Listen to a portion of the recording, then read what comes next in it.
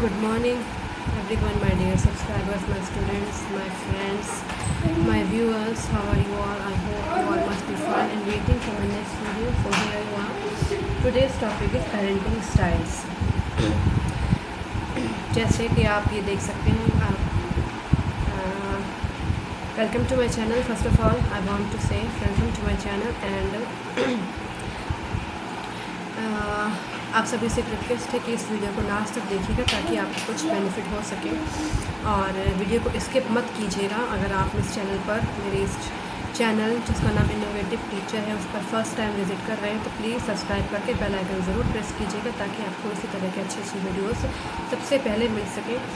Then आज का topic है, और अगर आपको ये वीडियो मेरा अच्छा लगे लास्ट तक देखिएगा अवश्य, और उसके बाद अगर अच्छा लगे तो इसको लाइक शेयर और कमेंट करके मुझे ज़रूर बताइएगा कि आपको ये वीडियो कैसा लगा। कमेंट ज़रूर कीजिएगा क्योंकि आपके कमेंट से ही मुझे मोटिवेशन मिलता है। Student without a student teacher is nothing. Teacher की वैल्यू तभी है जब स्टूडेंट जब उसके सामने स्टूडेंट हो, उसके सामने स्टूडेंट्स हों, उसको स्टूडेंट्स से इंटरेक्शन करने का मौका मिले, स्टूडेंट्स को कुछ बेनिफिट हो सके, तभी टीचर का होता है, वरना टीचर की कोई वैल्यू नहीं है without student. So please like share comment करके मुझे बताइएगा और शेयर करिएगा, लाइक भी कीजिएगा क्योंकि लाइक और शेयर कमेंट करने में कोई कॉस्ट नहीं लगता है, फ्री ऑफ कॉस्ट होता है और बहुत टाइम भी ज़्यादा नहीं लगता है और इससे आपको बेनिफिट ही होगा। So let's start this topic, parenting styles. Parenting styles से आप समझ सकते हैं जो घर हमारे पेरेंट्स होते हैं, ठीक है, और पेरेंट्स और बच्चे का रिलेशनशिप कैसा होना चाहिए, किस तरह का पेरेंटिंग स्टाइल होना चाहिए जो बच्चे के लिए बेस्ट है, तो उसके बारे में बात करेंगे। 4 प्रकार के parenting style, 4 types of parenting styles होते हैं। Authoritative, attachment, range, permissive and involve, neglectful, ठीक है। पेरेंटिंग स्टाइल्स हैं, सबसे पहला है authoritative parenting style. Authoritative parenting style में क्या होता है, इसमें ये सबसे बेस्ट पेरेंटिंग स्टाइल होती है। और ऑथोरिटेटिव पेरेंटिंग स्टाइल में क्या होता है, जो पेरेंट्स हैं वो अपने बच्चों को बहुत सपोर्ट देते हैं, वार्मथ देते हैं, यानी कि वार्मथ का ये मतलब नहीं कि गर्माहट प्रदान करते बल्कि वो उनको मतलब प्यार देते हैं, ठीक है। लव, अफेक्शन, ये होता है वार्मथ और सपोर्ट, और ताकि उनकी जो एक्सपेक्टेशंस हैं, उनकी जो उम्मीदें हैं वो उम्मीदों पर खरा उतरें, ठीक है। डिसिप्लिन भी रहता है और उसके साथ साथ अफेक्शन भी रहता है, ठीक है। उनको काम करने की आज़ादी होती है, कुछ रूल्स भी बनाए होते हैं, डिसिप्लिन भी रहता है और उनको इंडिपेंडेंस भी रहती है। यानी ऐसा नहीं है कि मतलब सिर्फ डिसिप्लिन ही डिसिप्लिन है, ऐसा नहीं होता। डिसिप्लिन के साथ साथ रूल्स भी फॉलो करते हैं, डिसिप्लिन भी फॉलो करते हैं, डिसिप्लिन में भी रहते हैं और प्लस उसके साथ इंडिपेंडेंस भी, उनको इंडिपेंडेंट भी होते हैं, यानी अपना काम खुद भी करते हैं और डिसिप्लिन में भी रहते हैं, अनुशासन में भी रहते हैं और प्लस उनको सारे नियम कानून भी मानने पड़ते हैं और प्लस उनको लव, अफेक्शन, सपोर्ट सब कुछ मिलता है।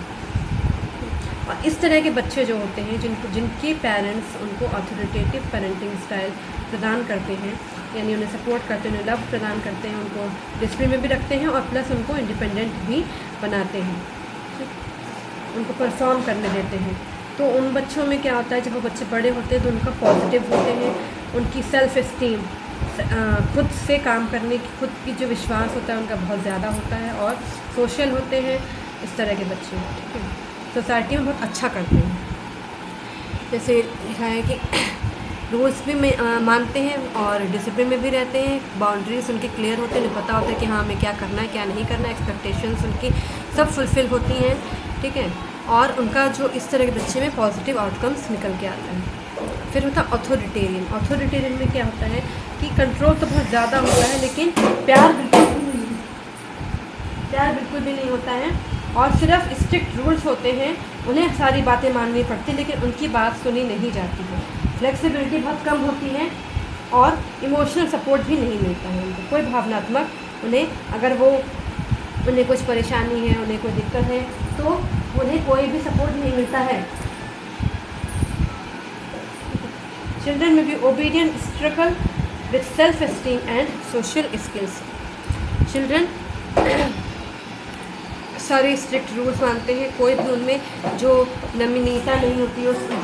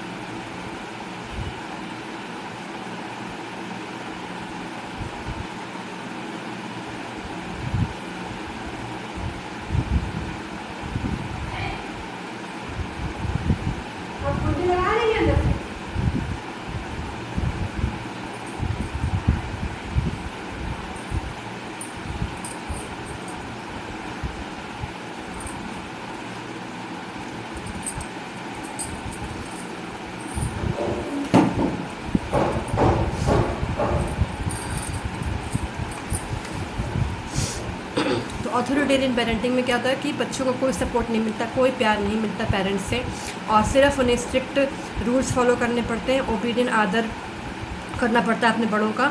और लेकिन उनको अगर कुछ चाहिए होता है तो कुछ भी उन्हें ना भावनात्मक रूप से, ना ही किसी तरह की उनकी नमनीयता होती है। अगर रूल्स फॉलो करने होते मतलब कि बहुत सख्ती होती है, लेकिन वो उस सख्ती को किसी तरह से भी पार नहीं कर पाते। तो इस तरह के जो बच्चे होते हैं उनका जो सेल्फ एस्टीम होता है बहुत लो हो जाता है, और सोशल स्किल्स में भी उनको दिक्कत होती है। ठीक है, समाज में आगे बढ़ने में उनको बहुत ज़्यादा दिक्कत होती है।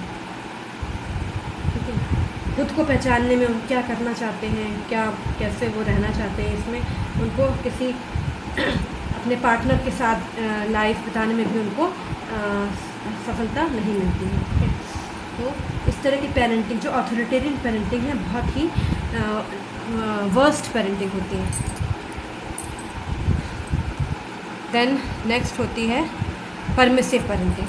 ठीक, परमिसिव पेरेंटिंग में क्या होता है कि मतलब उनको बच्चों को प्यार तो बहुत ज़्यादा मिलता है, हाई वार्म्ड, बट कंट्रोल लो होता है, लो कंट्रोल। उन्हें किसी तरह से भी कोई भी रूल्स नहीं होते हैं, कोई भी डिसिप्लिन नहीं होता है जो उन्हें करने दिया जाता है। सिर्फ उन्हें प्यार मिलता है, लेकिन उन्हें कोई भी ना उनको कोई डांटा जाता है, ना किसी काम के लिए उनको कुछ कहा जाता है। पेरेंट्स अपने में ही बिज़ी रहते हैं। ठीक है, बच्चों को क्या करना है, कैसे करना है, किस तरह से उनके रूल्स बनाने, किस तरह के उनको काम करना है, डिसिप्लिन रूल्स कुछ भी उनको नहीं बताया जाता है। ठीक है, तो ये भी अच्छी पेरेंटिंग नहीं होती। सबसे अच्छी पेरेंटिंग होती है कि हाई वार्म भी मिले, लव भी हो और कंट्रोल भी हो। ठीक है, तो ये परमिसिव पेरेंटिंग होती है, ये भी अच्छी नहीं होती, इसमें बच्चे बिगड़ जाते हैं। ठीक है, इसमें क्या होता है कि बच्चे खुद को बहुत सबसे अपना खुद को बहुत ज़्यादा बड़ा समझ लगते हैं, खुद अथॉरिटी बन जाते हैं, खुद ज़्यादा किसी को कुछ भी नहीं समझते हैं, और वो समझते हैं कि सिर्फ दुनिया में सिर्फ वही हैं, उन्हीं की बात सबको माननी है, वो किसी की बात नहीं सुनते हैं, और डिसिप्लिन अपना खुद का डिसिप्लिन बनाते हैं, किसी के डिसिप्लिन में नहीं रहते। फिर फोर्थ है निगलेक्टफुल अनइन्वॉल्व पेरेंटिंग। ये तो सबसे लो लेवल की होती है, जिसमें ना सपोर्ट होता है और ना ही वार्म होता है, ना कंट्रोल होता है। ठीक, ये अनइन्वॉल्व पेरेंटिंग होता है। इसमें जो पेरेंट्स होते हैं बच्चों पर बिल्कुल भी ध्यान नहीं देते हैं, डिसएंगेज्ड पेरेंट्स कहा जाएगा जिनको, मतलब जो अपने काम में ही लगे रहते हैं, बच्चों से उन्हें कोई मतलब नहीं होता, कोई रिस्पॉन्सिबिलिटी नहीं निभाते हैं, अपना अलग ही रहते हैं। बच्चों से जैसे उन्हें कोई मतलब ही नहीं होता है, बच्चों की क्या रिस्पॉन्सिबिलिटी, बच्चों को कैसे पढ़ाना है, क्या करना है, उनके लिए कुछ करना है नहीं करना है, उनको किस तरह से उनको पालना पोसना, कैसे उनको बड़ा करना है, कैसे उनके रूल्स होने चाहिए, किस तरह से उनको लाइफ में कुछ सीखने के लिए प्रेरित करना, कुछ भी नहीं करते हैं। मतलब डिसएंगेज्ड, यानी बच्चों से उन्हें कोई इन्वॉल्वमेंट नहीं होता, कोई सपोर्ट नहीं करते हैं, कुछ भी नहीं करते हैं, ठीक है, बिल्कुल निगलेक्ट कर देते हैं बच्चों को, ठीक है। तो इस तरह की पेरेंटिंग में बच्चे जब वो स्कूल जाते हैं तो उनकी एकेडमिक परफॉर्मेंस, जो स्कूल में जो उनकी परफॉर्म करना होता है, वो बिल्कुल भी उनका अच्छा नहीं होता, उनके वो फेल हो सकते हैं, उनके मार्क्स कम आ जाते हैं, सोसाइटी में भी वो अच्छा नहीं कर पाते हैं, और उनके बिहेवियरल इश्यूज हो जाते हैं, यानी कि उनका व्यवहार में उनको दिक्कत होती है, व्यवहारिक रूप से वो अच्छे पर्सन नहीं होते हैं, उनके व्यवहार अच्छा नहीं हो पाता है, क्योंकि उनके पेरेंट्स उन पर बिल्कुल ध्यान नहीं देते हैं, बिल्कुल उन्हें छोड़ देते हैं, पैदा कर देते हैं। उसके बाद पैदा करने के बाद उन पर किस तरह से उनको बड़ा करना है, कैसे उनको पालना है, कैसे उनके लिए उनकी ज़िम्मेदार पेरेंट्स नहीं होते हैं। तो इस तरह के बच्चे मतलब सोसाइटी में भी कुछ भी मतलब जैसे चोरी करना, इस तरह के काम करना, इसमें इन्वॉल्व हो जाते हैं, या कुछ गलत काम में इन्वॉल्व हो सकते हैं। उनका व्यवहार अच्छा नहीं होता, व्यवहारिक भी नहीं होते, किस तरह से दूसरों के साथ पेश आना उन्हें नहीं पता होता है, और भावनात्मक रूप से भी वो भावनाओं में भी उनके दिक्कत होती है, यानी कि गुस्सा बहुत ज़्यादा करते हैं, प्यार को कुछ भी नहीं समझते हैं। उनके लिए जो वार्मथ है, लव है, सपोर्ट है और खुशी है, ये सब उन्हें नहीं पता होता। उन्हें सिर्फ गुस्सा करना, लड़ाई झगड़ा, इस तरह की जो इमोशंस होते हैं उनके अंदर वो ज़्यादा होते हैं।